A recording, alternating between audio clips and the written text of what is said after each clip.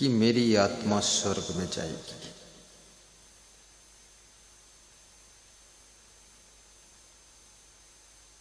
लेकिन जो मनुष्य के शत्रु हैं वे भगवान से प्रार्थना करते हैं कि इसकी आत्मा को नरक में डाल देना। तुम्हारे कुटुंबी जन, परिवार के लोग चाहते हैं कि हमारे परिजन की आत्मा स्वर्ग में पहुंचे, लेकिन शत्रु चाहते हैं कि आपकी आत्मा नरक में पहुंचे, क्योंकि शत्रु का जितना मन है दुख देने का, उतना दुख तुमको जी भर के दे नहीं पाया। तो शत्रु सोचता है कि नरक में जब इनकी आत्मा पहुंचेगी तो वहां यमदूत, यमराज मुकद्दर से मारेंगे, नरक में डुबाएंगे, खूब दुख देंगे तो मेरा जी भर जाएगा। शत्रु हमेशा आपको दुख देना चाहता है और मित्र आपको सुख देना चाहता है। मित्र आपको प्रसन्न देखना चाहता है और शत्रु आपको दुखी देखना चाहता है। तुम्हारे दुख से भी सब लोग दुखी नहीं होते, तुम्हारे दुख से वही दुखी होते हैं जो तुमको अपना मानते। तुम्हारे सुख से सभी लोग प्रसन्न नहीं होते, वही लोग तुम्हारे सुख से प्रसन्न होते हैं जो तुमको अपना मानते।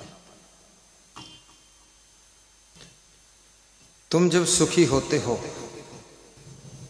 जिनको तुमसे प्रेम है, वे चाहे रिश्तेदार हों चाहे परिवार के सदस्य हों, वे बड़े खुश होते हैं तुमको सुखी देख।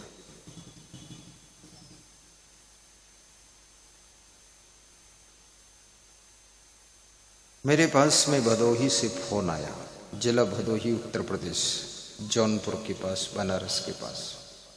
श्री अरुण शुक्ला का फोन था। कह रहे थे मैं आपका प्रवचन सुनता हूं, दर्शन कभी नहीं हुआ है और प्रवचन सुन सुन करके बहुत सुधार हुआ है और वो सुधार होने से मेरा बहुत सुंदर मकान बन गया गुरुजी। अब मकान का उद्घाटन कब करूं? तो मैंने कहा कि गुरुवार का दिन हो, दोपहर के 12 बजे हो, अब गुरु का फोटो लगा दो और गुरु पूजा करके उद्घाटन कर दो। तो उन्होंने कहा फरवरी महीने में करना चाहता हूं। तो मैंने कहा फरवरी के फर्स्ट वीक में कर दो। तो फरवरी के फर्स्ट वीक में गुरुवार कब है? तो हमने कहा तुम कैलेंडर देख लो। बोले अंधेरा है, रात है, दिखता नहीं है। तो हमने कहा मैं ही देख कर बता देता हूं। हमने कहा 5 फरवरी को है।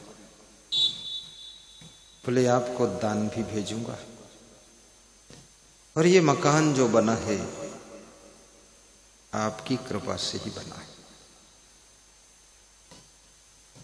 क्योंकि संसार के कुसंग में पड़कर बुद्धि बिगड़ जाती है, मन बिगड़ जाता है, कर्म बिगड़ जाती है, मनुष्य की वाणी बिगड़ जाती है,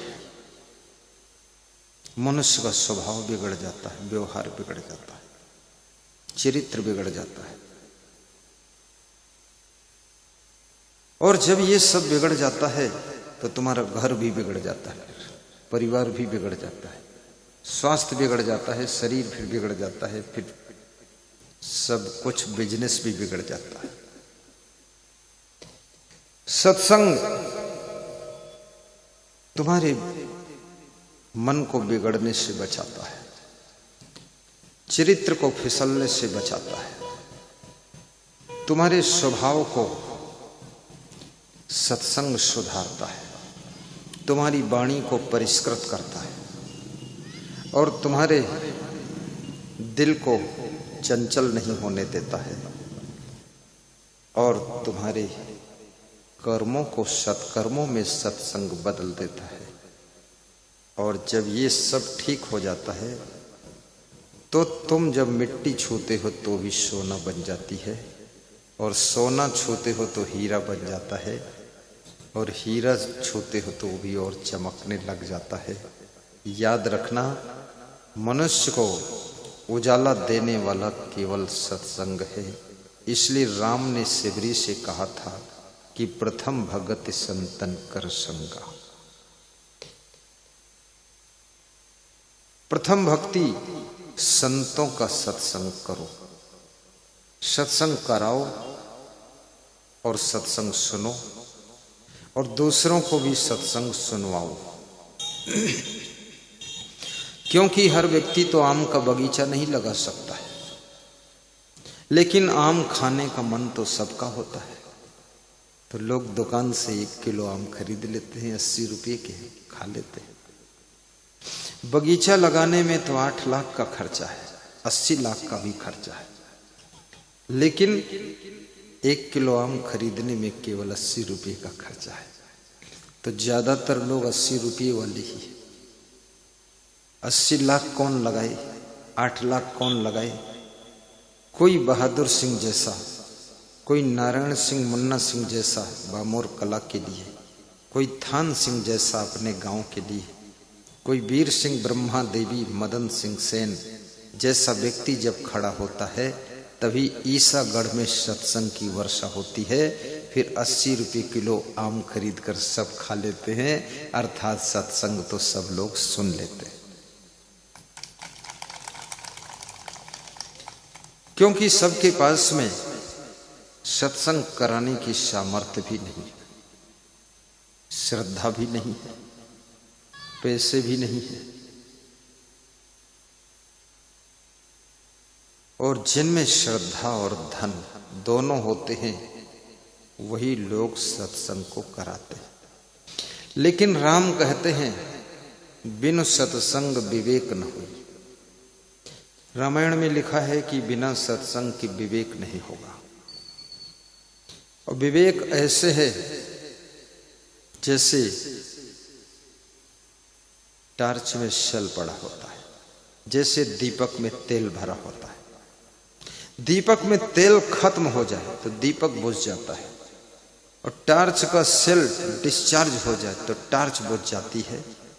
ऐसे ही यदि सत्संग नहीं मिला तो आपके विवेक का दीपक भी बुझ जाता है और जिंदगी में अंधेरा हो जाता है। इससे सत्संग जरूरी है। मोबाइल की यूट्यूब में भी सत्संग सुनिए। मोबाइल की यूट्यूब में कितने लोग सत्संग सुनते हैं, जरा हाथ ऊंचा करके बताइए। ये लोग सुनते हैं, वही लोग आए हैं जो सुनते हैं। मोबाइल एक समुद्र है, जैसे समुद्र एक बहुत बड़ी जल की राशि है।